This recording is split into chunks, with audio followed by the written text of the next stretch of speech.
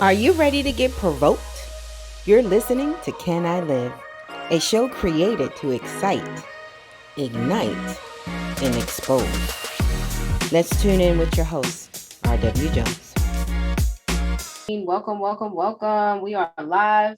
We're live, and we have a great show for you today. Great. It's always great. But today, you guys, guess what? Today, I am coming for Glenn. Today, it's just me and Glenn today. It's just like a feud off today because we have this issue to pay or not to pay. That is the question. The question about canceling child support debt. If I feel like, God is saying, sell what you have, give to the poor. If I sell proceeds for all of this stuff, whether it's books, trainings, movies, tickets, podcast, whatever it is that we do, and we give a portion to that, to the poor. What best way to give to the poor but to cancel child support debt for fathers? Now, let's keep this in mind. Most of you guys tuning in to the Can I Live podcast show. You guys know we're on a mission to move 1 million moms off the welfare system. Okay. And I know most of y'all like, why the hell we got to do that? People like welfare. Well, okay, there's 1 million of us that don't.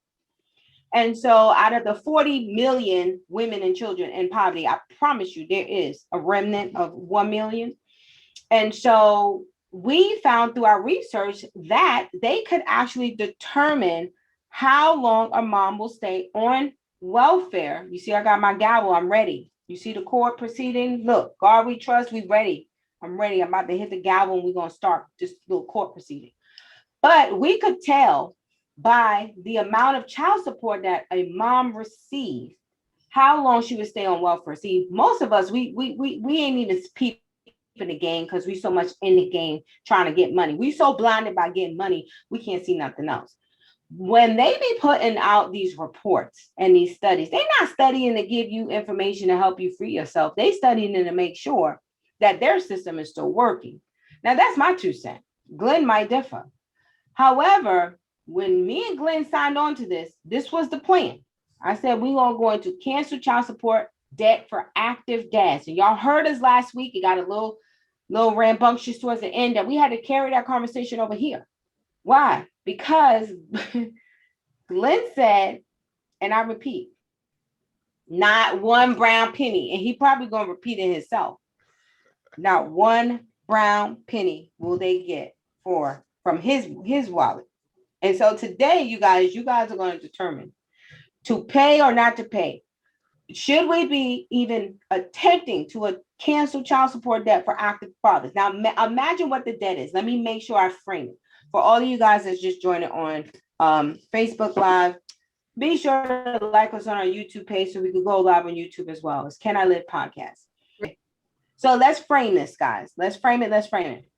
So understand this. Now, I don't know what the black man has done to get such type of heinous. They don't get no love. I don't know. Maybe the broke ones don't get no love because black men get love. So we're not just canceling child support debt. Number one, the debt is going to the woman, the mom. We're going to put money in her pocket. We're not canceling child. How are you going to cancel child support debt unless the mother is getting the money? However, we don't pay pennies for pennies on a dollar. We actually settle the debt, just like a creditor. You know, when the creditor comes, they want 900, you settle for 500 to get it off your credit. It's the same concept. And so we're going to go in with this argument about, whether we should be canceling debt for active fathers, because I believe there's some fathers out there who's really trying to work their way, make their way prosperous, but they got this child support debt. And we want to cancel that child support debt. And Glenn is like, hell, no, the hell we not. No, you could do it. I'm not going to do a damn thing. Not one brown penny of my money going to that. So we're going to talk about to pay or not to pay. So I got the court. I got the gavel. Court is in session, you MNFers out there. What they say, mother suckers. The court is in session. We doing it today. All right, Glenn. I think I'm going to yield the floor to the fact. Here's my premise. A debt is a debt. And so I'm going to ask you to approach the bench, get on your stand that you are right now, And I just want to ask you a series of questions. And you just can say yes or no. You can elaborate if you want to, whatever. But here's a kicker, you guys. We had to spice it up today. So it's not just him and I just kind of going at it. We actually came up with 3 words. And I don't know if you got my 3 words, Glenn, but I got your 3 words. And Glenn cannot say 3 words in proving his argument.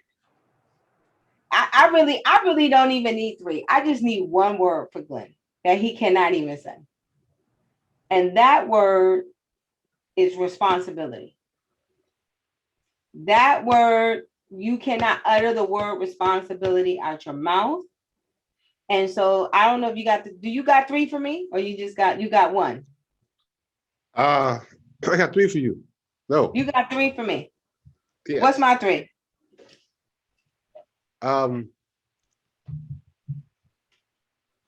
It's the system's fault. The whole thing. That's 4. So system's fault. Yeah. I can't say it's the system's fault. I can't say that. Right. Okay. And then you can't say it's the men's responsibility. Okay, I won't say it. I got another word I can use. I got several words I can use. So I can't say it's the system's fault. I can't blame nothing on the system, and Glenn cannot say it's the man's responsibility. So we're still going to make this argument both ways, and then you guys get to determine, do we pay or not pay for the child support back debt? You can do us, for those that are joining live in our live Zoom studio audience. Those are on Facebook. Monette will be looking at both the chat and we got James Axel Jones on the comments on Facebook. Okay. He said, "Do say it, say it." Let's see who we got. Intrasoul is here in the live Zoom audience. Welcome. Hey. All right, you guys. So here I am. What is the session? Got my little gavel. Y'all like my little gavel? I'm not playing. I'm serious about this. All right. So here's the analogy. A debt is a debt is a debt. Now, again, we're not canceling the child support debt for deadbeat dads, but active dads. A debt is a debt is a debt. Have you filed bankruptcy in the past? No, I wasn't bankruptcy. It was what is it called? It was chapter like 9, chapter 11 for debt. I still had to pay the debt back, but they gave me a loan to pay it. So it wasn't, they didn't wipe it out. It wasn't chapter 7. No. It was like 11, chapter 11. Yeah. Or 13. Yes. So so they consolidated and gave you time to pay the debt. That was a good one for you. Yeah. Me, chapter 7, I filed all the way twice. Terrible. But I mean, I did. Okay, so your debt, have you ever consolidated a debt and didn't pay the whole debt? No, I just had longer to pay the debt. So all your debt you pay on time, not on time, but you pay the full debt. You never canceled, no debt? No, I mean, I've gotten some, in my earlier day, I've gotten some write-offs I didn't pay. I mean, my credit hasn't been perfect. I try not to do that now, but in my early days, yes, they wrote it off. I mean, after a while, when I didn't pay it, they wrote it off. Yes. So the write-off. So we do have an expert witness that will be joining us momentarily to kind of bring both perspectives in. Dr. Mutarian, which we love Dr. Mutarian. And so, okay, fine. You have had the debt written off. And so whether you paid the whole debt, I know for me, there has been debt that people have had to write off because of my inability to pay. Call it what you want. I didn't have the ability to pay. Whether I spent the money and then later couldn't pay the money, yes, that destroyed the character on my credit report, but hopefully through bankruptcy, you can rebuild again. Why can't men have the same opportunity if dealt a bad hand of some kind? So please defend yourself in your argument without saying that is the male's responsibility. Why do you are adamantly opposed to helping to cancel child support debt for active fathers? Okay, number one, this is several things to unfold this. Number one, where are you going to get that kind of money, and how are you going to select these people? There's millions and millions of people who's behind in the child support. how are you going to raise the money to even make a difference in any of that? That's number one.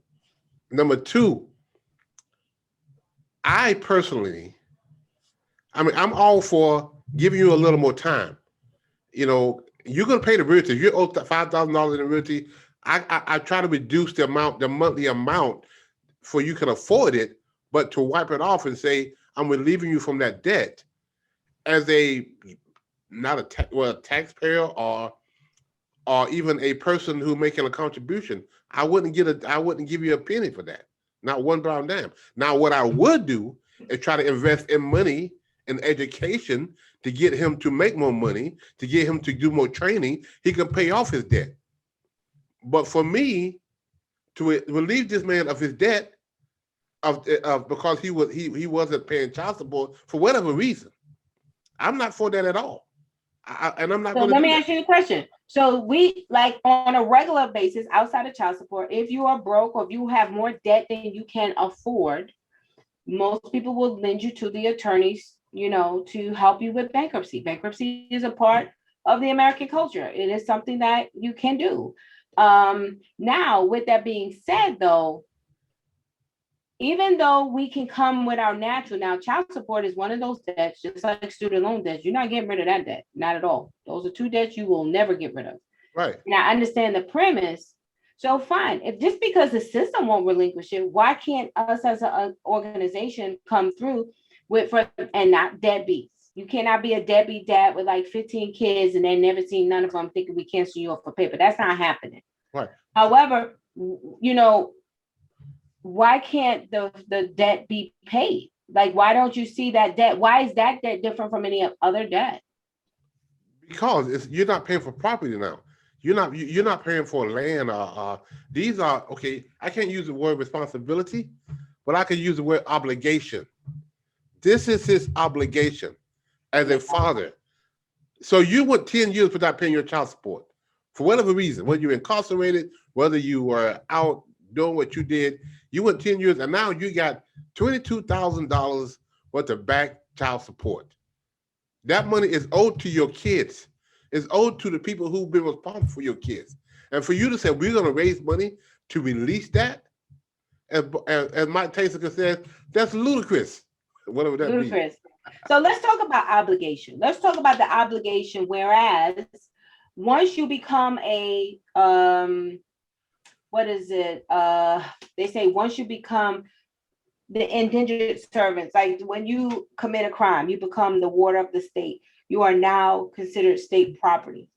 So yes, while I will not say anything about that S word, I want to talk about obligation. So you just said it is the man's obligation to pay, but let's say the men that got caught up, locked up, and they're accruing this child support.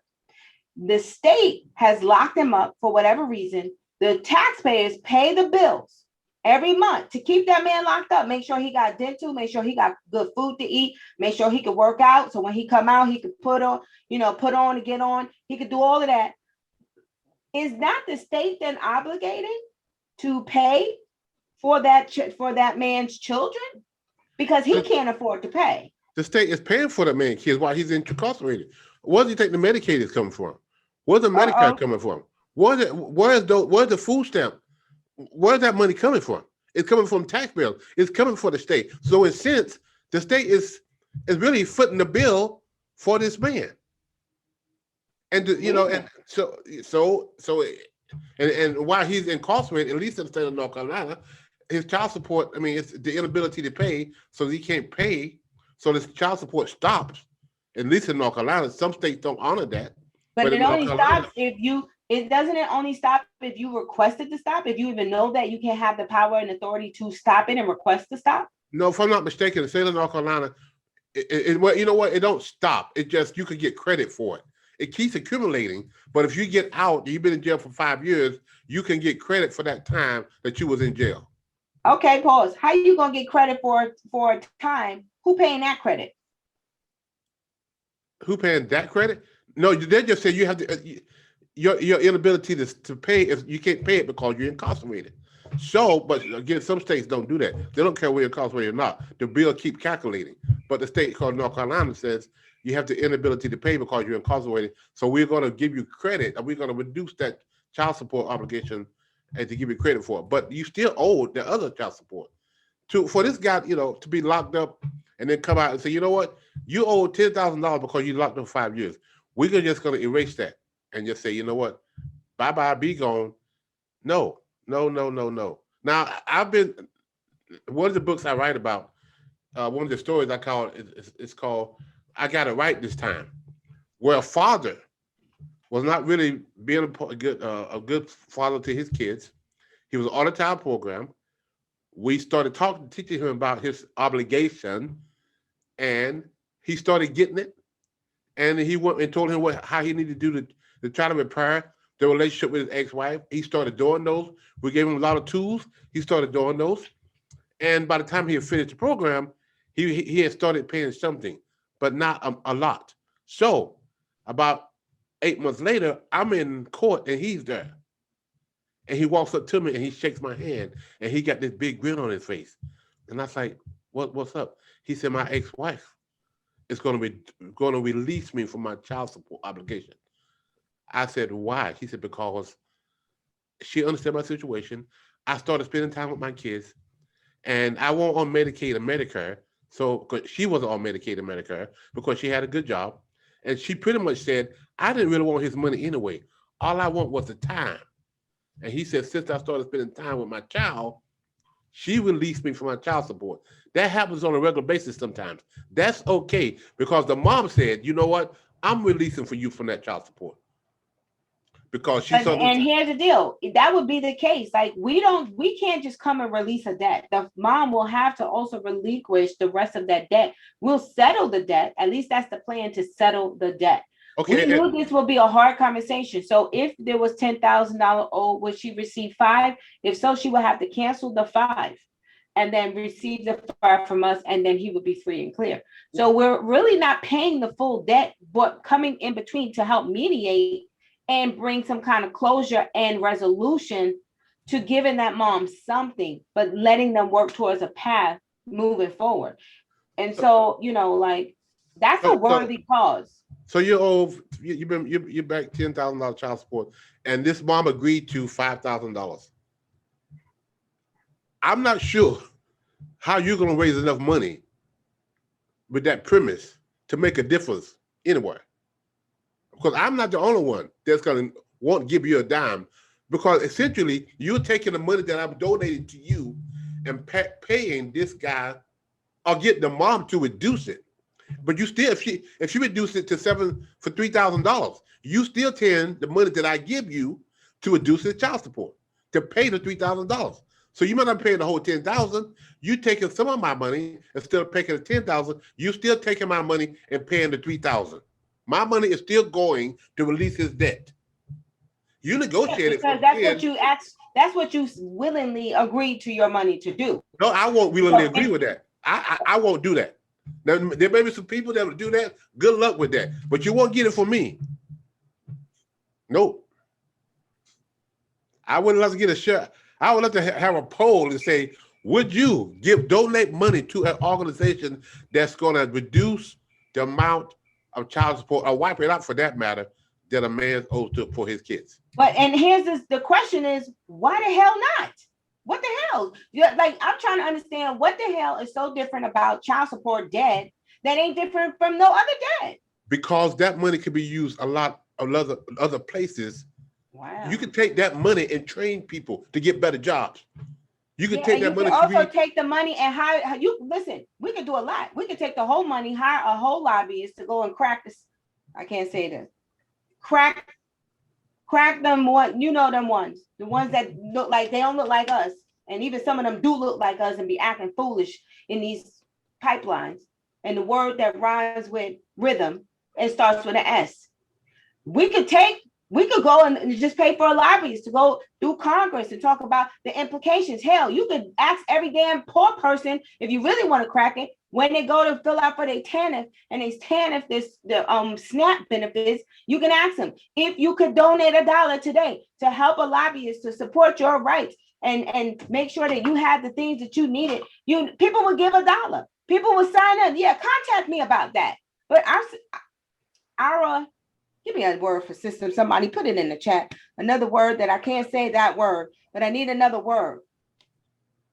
So, I mean, we can use our money 1,000 different ways. We don't got to use our money on abortions. We don't got to use our money on incarcerating, having the largest incarceration population in the whole entire world. We don't have to use our money for that. I know, but you're talking about pulling this man, helping this man release his debt. Why not help this man increase his income?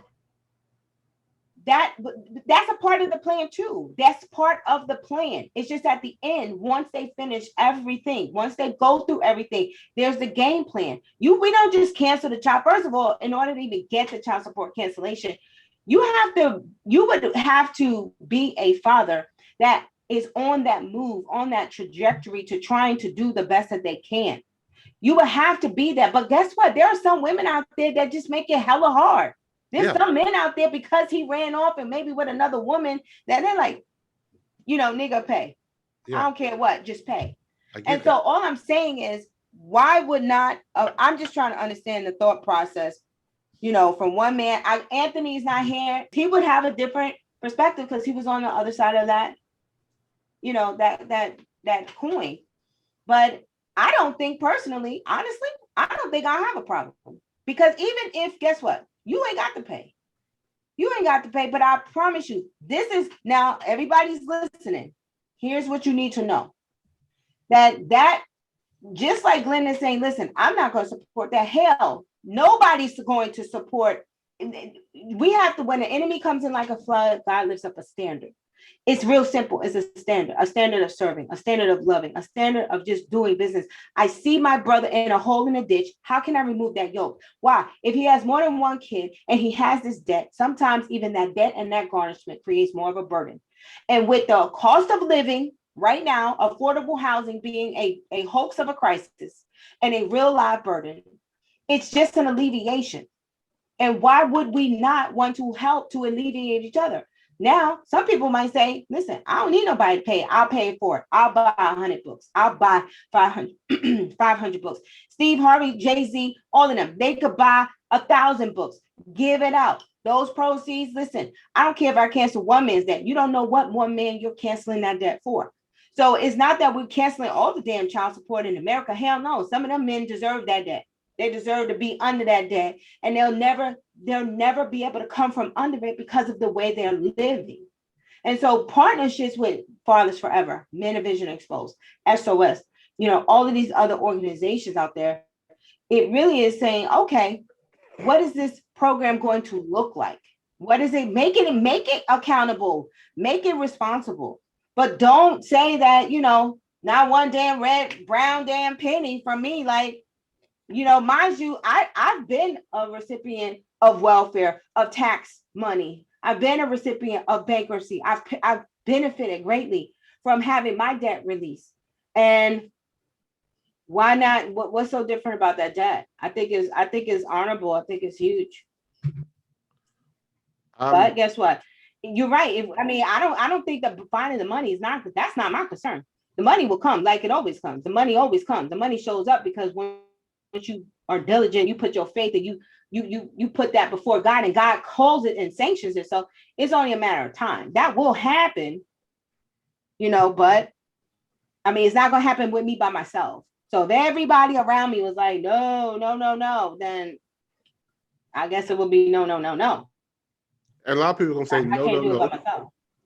Again, I'm all for reducing the monthly amount. Instead of paying $400 a month because he's still struggling, pay $150 a month, and you can scratch it out. But his job, to forgive that whole $10,000 in arrearages.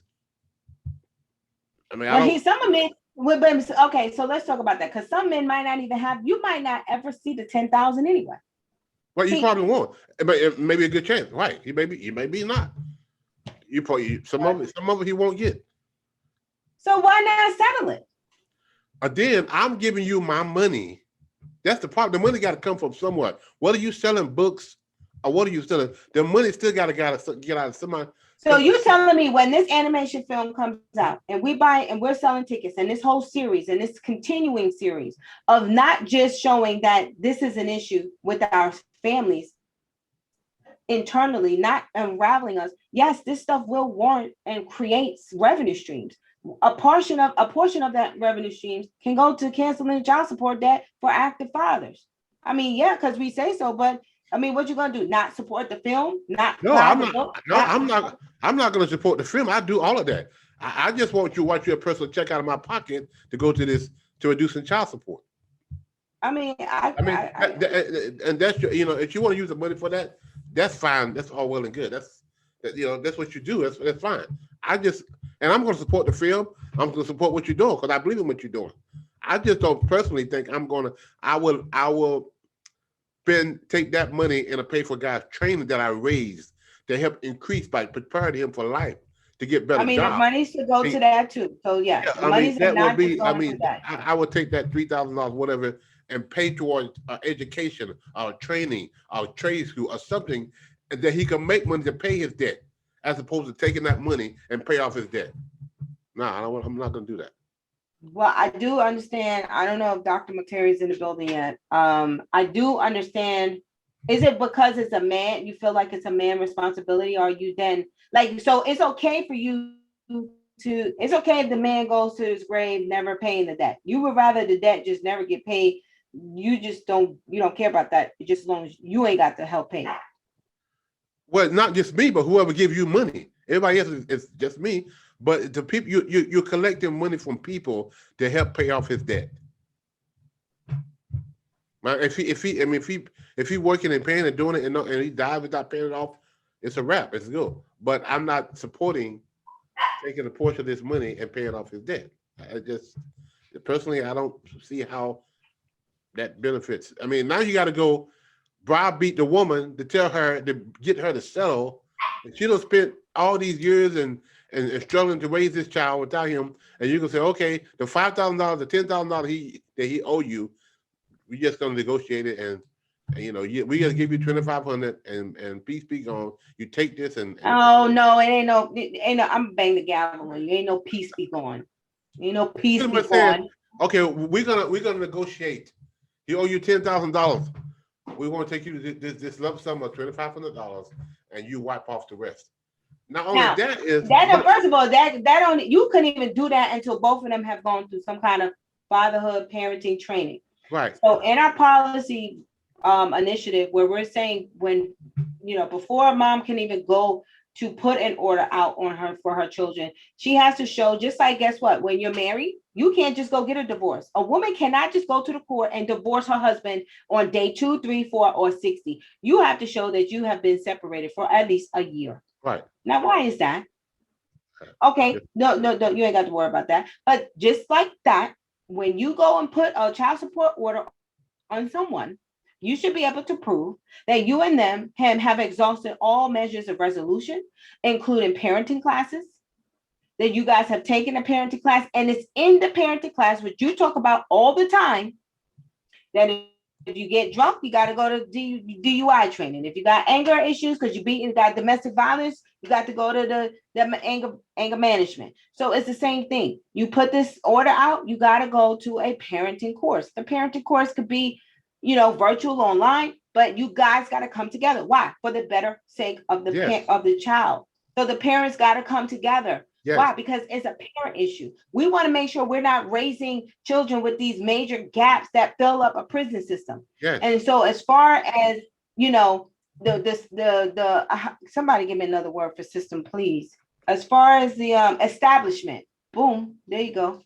As far as this establishment, that has been run at the expense of us, you know what? Shame on the men. Wait a minute. Where are the men who owe man child support? They probably not in the damn children's life at all. So they probably wouldn't even qualify. Right. Yeah, exactly. Right. But even those that do qualify, I mean, I would love for the system to, when there's a divorce, when there's a separation, for them to, just like that, they would have to take a parenting class now to be able to parent effectively, like when you get a DUI. So why when you marry? Why marriage? Why you got to do that married? Why you can't do that? If she come in, so wait, just like when she has a baby and she goes and apply for welfare. They started with the whole voter registration stuff on the application. So why, when if she got to show where he is, why she cannot use that time for that? Why cannot be the moment that there is some intervention to work with both parents? It should be. It should be. It should be. When she get pregnant and say, the baby is born, and now she's got to go get Medicaid. First of all, they have to establish who the father is. I mean, she can't go after child support. She could go and she got to go immediately while she's pregnant to get the Medicaid, the Medicare, because she don't have the money to pay for the baby. So she got to get all of that, and she got to be treated while she's carrying the baby, the 9 months. But they're gonna make sure she got that Medicaid, or I promise you, she's gonna exactly. She's got. So the state is already taking on that responsibility even before the baby is born. The state is feeding her with food stamps or whatever, and maybe Section 8, maybe not, I don't know, but definitely paying for the child care. I mean, her treatment while she's but guess what? This benevolent establishment ain't doing it because they so love us so much. But if that's the case, why would we as Black women be disproportionately represented in these damn welfare pipelines? They're not doing it because they love us. They're not doing it because they just that's not our reparations. Even though Medicaid is for everybody. So if they wasn't doing it, how would, if they took away Medicaid from this lady, how would she get care? I'm gonna tell you how. To the hospital. Well, I don't know how. Well, how you think the people in Africa do it? They ain't got that kind of stuff. They ain't got that. They have babies all day, every day. Yeah. They ain't got welfare, Medicaid, and stuff. They government don't have that stuff, but they looking fine. They teeth white. They healthy. They ain't obese. Their children ain't acting the hell up in class. Yeah. They actually got a better quality of life than we do. Yeah. So and they ain't got half of what we got. I would advocate to raise money when a person filed for divorce, while they're going through that year of separation, that both parents now have to go to a parenting class. Why don't you lobby about that? Take some money to raise that. I'm going to, okay. Take that money and raise that. For now, you might cut down on the need of back child support because both parents now go to this class understanding their obligation to feed this child, especially the fathers, to feed this child, to be in this child's life. I get it. I agree that initially in the beginning, more money should probably be spent on a proactive prevention versus an intervention. But I do believe that, like most organizations or programs, there's your prevention, there's your intervention, and there's your suppression. And so I believe with enough funding, with all agencies coming in, everybody plays their part. You will be in the prevention. Maybe we're in the intervention. Maybe there's another agency in the suppression. But I do believe that three-pronged approach is required because the problem is too big. It's bigger than us all. And it's creating an impact that I want to say is reprehensible, but it's compounded and it's hideous on all fronts. So I do believe that. I am definitely, because I know what it will take, I am definitely, maybe, that's phase 3. Maybe canceling child support debt is definitely not the initial strategy.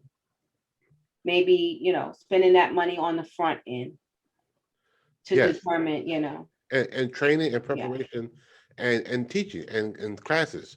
And then if we get to a point where we're finding out that here are these fathers that have done this good stuff and this debt is then a issue or a challenge, then maybe case by case, we can work on. You can go to mediation and get them to, agree on something, but you still got to raise that money. Even if you went from $10,000 to $3,000, you still got to raise that $3,000 to give to her.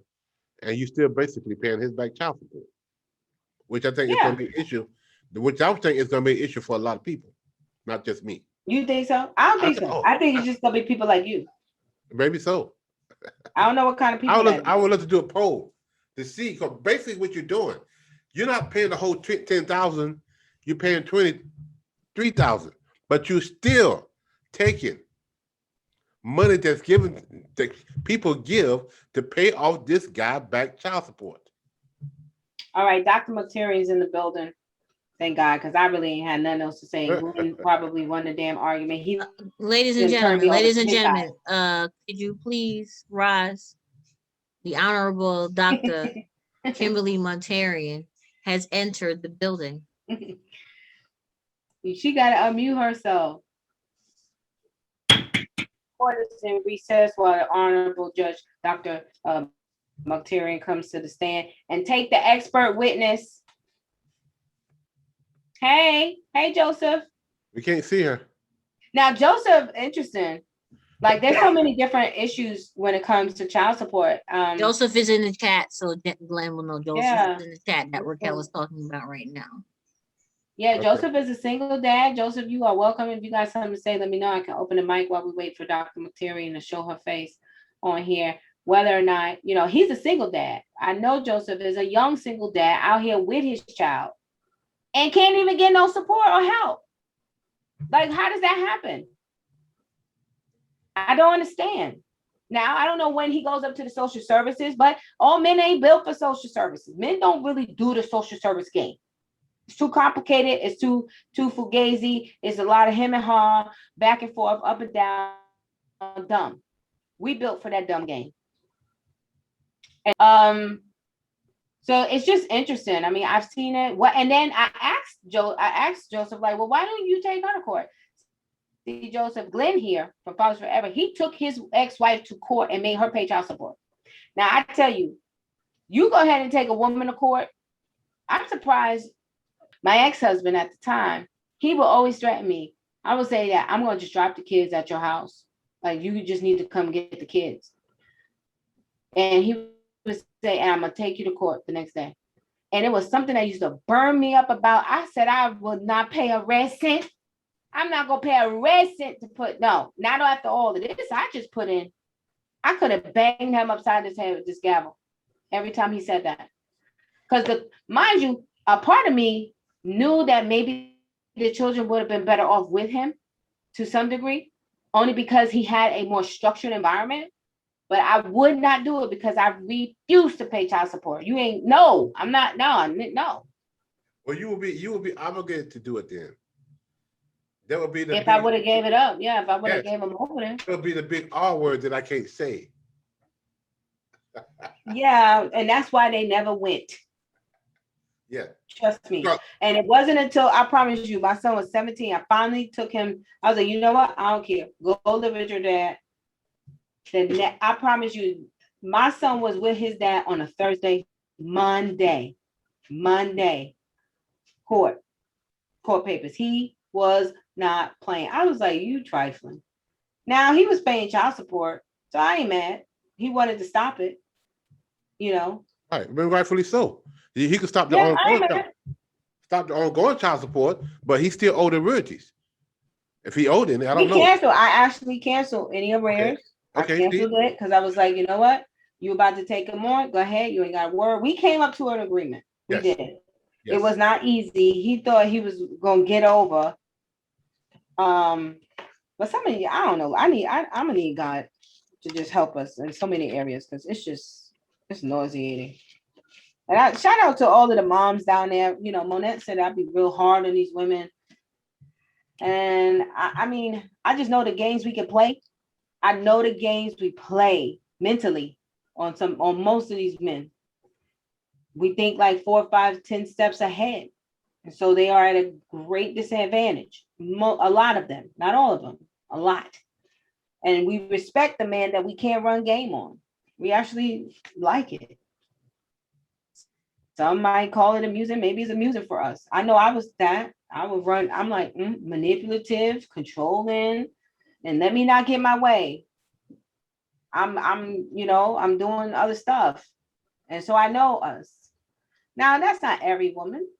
By all means, it's not every woman. But Kimberly, you are taking the stand. You are taking the witness stand, the expert witness. So I'm sure you probably heard some of the conversation to pay or not to pay. That is the question. Is canceling child support debt for active fathers? Is it a crime? Is it bad? Is it good? Are we alleviating? Is it the way to fix the problem or not?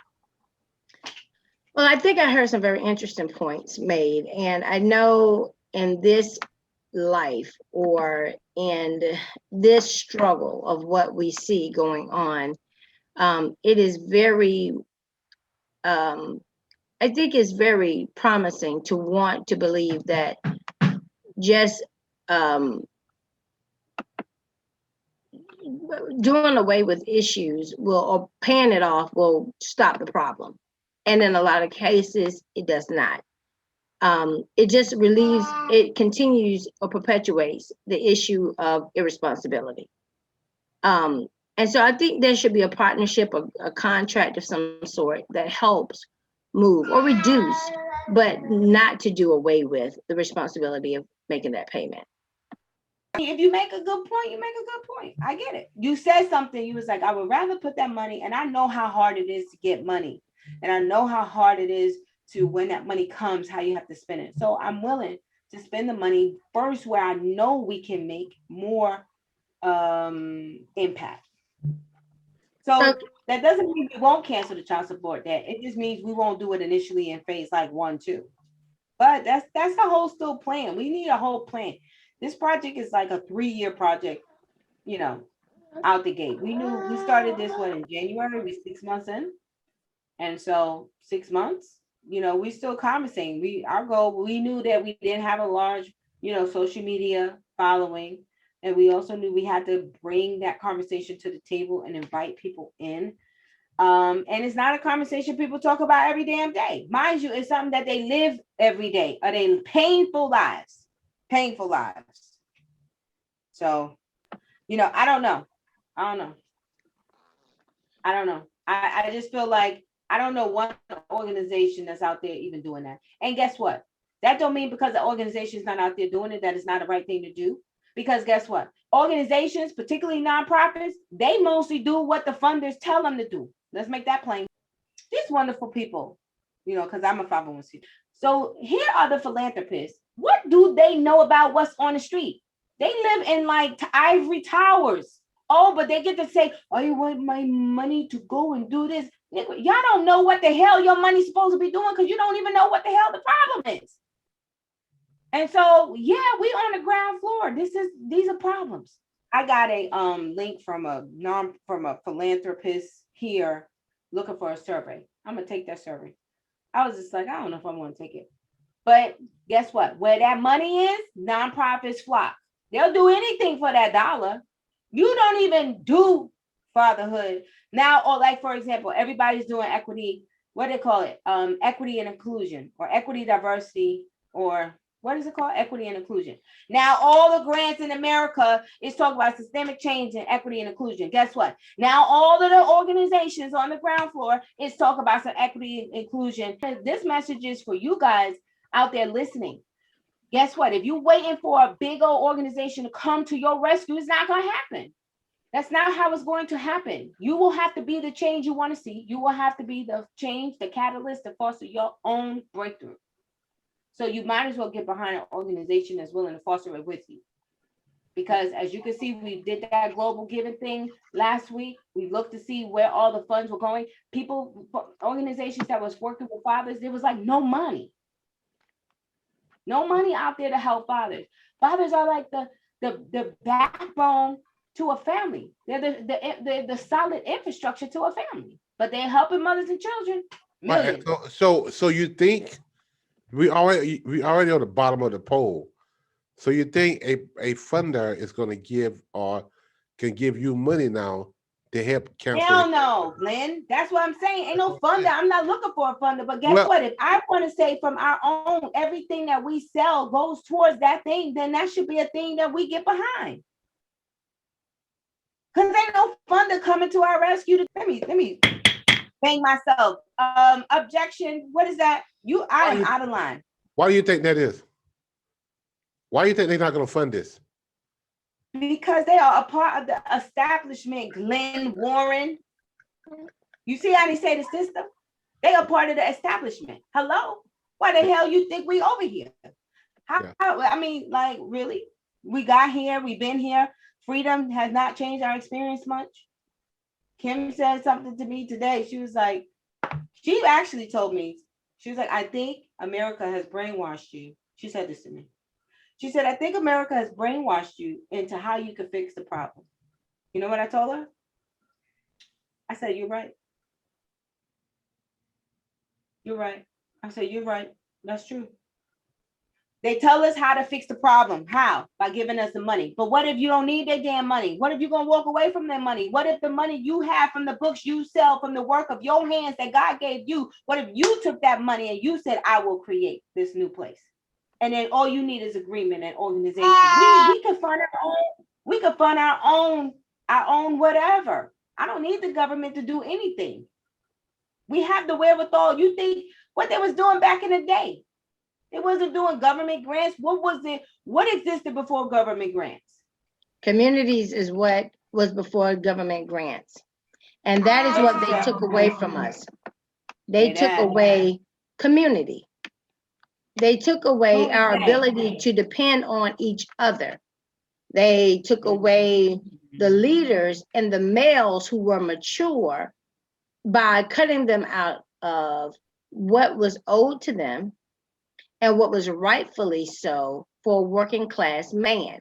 When you do that, you dilute the need for Black men in the community, you replace it with the government, and then you break down families. And what happens is now having a two-parent home is an exception, not the rule. And then they give you the funds to fix what they broke. Come on, yes, Lord. Where my yes, Lord. Come on, say it. So if Massa is the mender and the breaker, oh my God, then you all excuse me, we have like a guest speaker here. That's fine. You're gonna take your whole shit down. Just take it down. Just take it down. And she clapping. So let me say this. You know, I think for the most part, we're talking about a system that is post-colonialism. And colonialism it has the power to expand and spread. And what we don't want to talk about is what happens over time. Glenn and his concept is an exception to the rule. It is no longer the rule. And we are in warfare with a system that makes money off of our constant demise. So you have to remember also that America is a country who feeds off of pain, suffering, and triumph. So when you have a class of people who are constantly broken, and then you allow them to succeed, they think they're a part of the American fabric. They don't think something is wrong with that. I had roaches and rats for dinner and cornbread. And then when you make a song out of it, you becoming a millionaire, you forget about the system that mistreated you.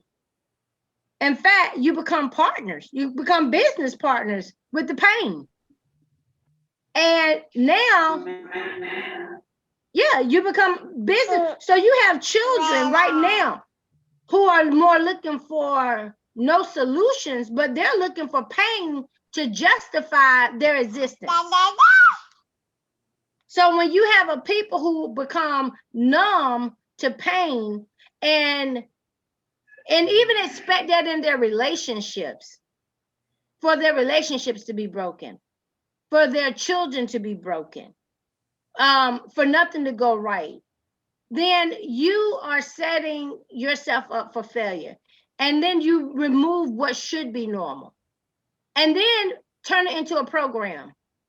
Why is having good men in your community needing to be in the format of a program? You're not saying that to the Mohammeds that come over here. Muhammad's children don't need no program. They don't need a father's program. You know, they don't even need to go to business school. You don't even need, they don't, listen, I lived in New York, and on every corner there was a corner store. And at the corner store was the Muhammad's. Now, they Is live. that the Indians or is that the Indians? No, Muhammad's is, I would say Muhammad's, but it's that can be, they can worship the Muslim faith. But who I'm really talking about is those from the Middle East, those who own corner stores. Right. Yeah, the Pakistanis. Well, those Man. who may live from Afghanistan, Saudi Arabia, Israel, they teach their children on ground level about business. They live on top of the business. They come downstairs, they run the corner store. Their children are not allowed to eat any of the chips, the juice,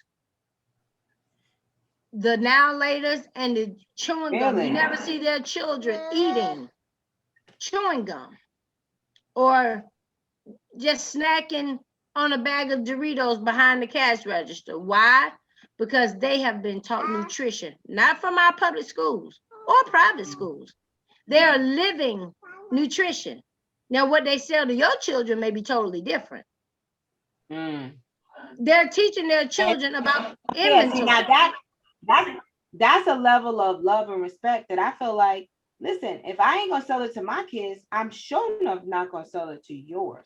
Like, where's that level of love? Where's that level of respect? Where's that standard? But I got this picture I'm gonna show you guys because it really did something to me. So yesterday, I live in DC. I live on Northeast, and we got a question for Joseph. And so we're gonna come to your question for a second, Joseph, but I gotta say this. So I'm gonna share my screen real quick because this experience, I am gonna lie, and I'm gonna say their name because I got a couple of their names. I don't give a damn. So I was at Heckinger Mall yesterday, and I see this group of developers. Now that's half of the group. It was a bigger group, and I see these white developers. Mind you, all you see around you was nothing but blacks. It's this where I live in a predominantly black neighborhood. Blacks on blacks. And then I see about 15 white people in front of the nail salon, and then they off on the side. And I'm like, what is these white folks doing over here in this neighborhood? Now, guess what? They could have been doing any damn thing. And so I thought they got to be developers. I heard this was developing. They got to be developers. So I went and I asked them, were they developers? Now, one of the guys, you know how they say, there's always Tom, Dick, and Larry. I promise you, there really was a Tom, there was a Peter and a Larry. Tom, Peter, and Larry. Tom Schuler. They didn't even want to give me their damn name. They didn't even want to give me, they was like, who the hell are you to be coming and asking us any kind of questions? And I was like, so y'all, what's this process? Show me the process. Y'all coming over here. This is where I live. I live right there. And I said, so what, phase? They were like, this is preliminary phase, but they didn't want to give up no information. And I'm like, here we are on this side. Mind you, a black man that looked out of his mind runs through the crowd. He might as well say, get your hands out of my pocket. He says something like, I'm the goddamn Senate. He just ran through and scared the shit out of everybody in the group. And I was like, what's happening? And he looked so angry. The look on this man's face that broke up this crowd. This black man just walked through the crowd angry, but he looked at them like, I didn't like the way they treated me was like trash. They was like, who are you? I went to shake hands. They gave me the left hand on the side, like, be gone. I was like, oh God. I said, give them, I did my little prayer. But here we are trying to get a piece of the pie, and here they are already dividing the pie because they already got it. And I feel like there's this illusion of us trying to get something that's already gone. And I think, there's this sometimes a sense of hopelessness. Like, why try? Why keep moving? Why try? So Joseph, that's my little 2 cents. Joseph says, being so we are in a new era in life, where rights have been added and upgraded, as a man first and a father second, where does my rights lie as a parent in this system? He's a young father. He has full custody of his child. He doesn't receive any kind of subsidies really for the child. I told him to go get the subsidy, but here I am. Here I was. I'm opposed to it, and that was the first place I told him he needed to go. Which I'm not opposed to it if you need it for the moment, but use it to get to the place that you need to be. You know, utilize it for a temporary fix Use until it you for when can you get need to the it. next. Use it for when you need it, even if it's not temporary. If it's long term, you have long term care, short term care. If you need it as a taxpayer, I am giving you permission to use the dollars that I have to take care of your child. We Right. took care of grown people for 400 years who had the ability to work, and they did not. They chose not to work. Instead, they sat on the porch and held you at gunpoint and told you you work for them. So if you are working and you need assistance, that is what it is for. Be thou assisted. If you can continue to pour into the system that supports you, then you are definitely an asset and a part of the community. You are not taking something that you did not give. And do not be ashamed. Why? Because it is our duty and our responsibility, even if it had nothing to do with money, to help one another out. That is the way that the system is set up for us to assist other people. So you, by all means, take care of your child. If you get to a place where you have benefits at your job, by all means, take those benefits. But if you don't, that is what they're for. And in other countries, believe it or not, Canada, other countries, universal health care is the norm. Taking care of their citizens is normality. It is not something where you feel like, oh my God, I'm using the system, or it is their duty in their governance to make sure that their citizens are taken care of, especially health care. So again, I think. So okay. So with that, can you talk to me a little bit? And I know, Glenn, we're about to go, but you just touched on something about the subsidy. So this narrative that has been fed to us, so that this welfare, this subsidy, these subsidies is like belittling. It's degrading. Why did it become so degrading? How did it become so degrading? And how do we take that shame out of it? I love the analogy you just said, because sure enough was the first welfare. They was the welfare. Right. They was the queen. Well, here's the thing.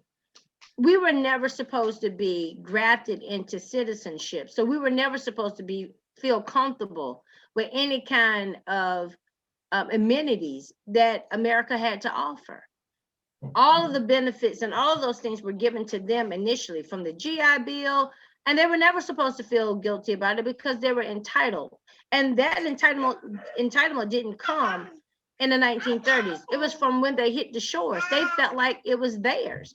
So, we're talking about an entitlement mindset, and anybody who dares to feel like them should be shamed for feeling as if the government owes them this. I mean, look at what happened on the insurrection, January the 6th. Someone stole the election and they tore the entire Capitol building up. How many elections have we been stolen from? How many times have we not been able to vote and lynched? But we didn't feel entitled to tear up a building. So therefore, if you'll see, there are two different Americas.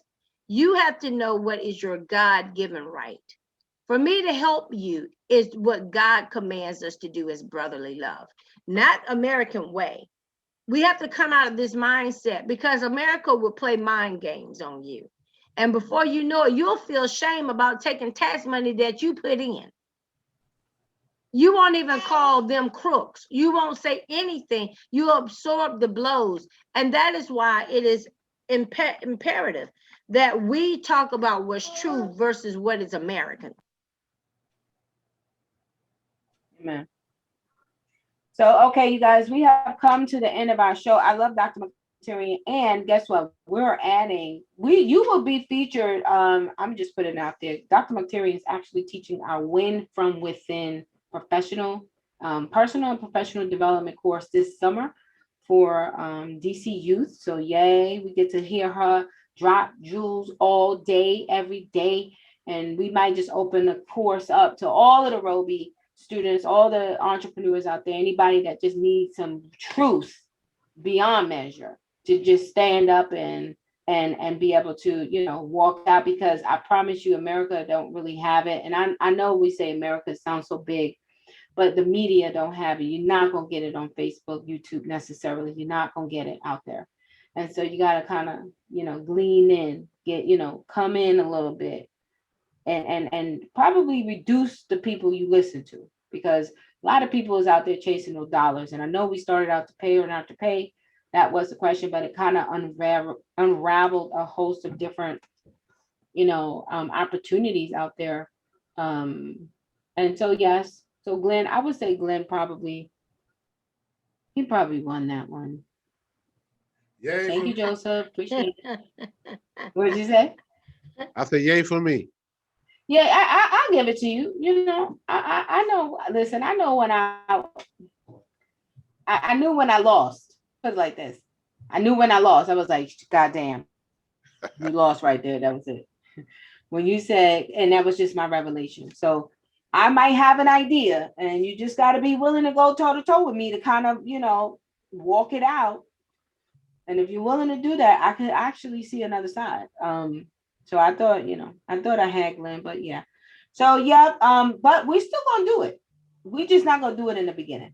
Plus, at the rate this is going, I still can't even get 100 damn subscribers on the YouTube page. Like, what in the hell? So I mean, why would I cancel child support that? And fathers won't even come up and say, "Hey, count me. I'm here. I'm doing it.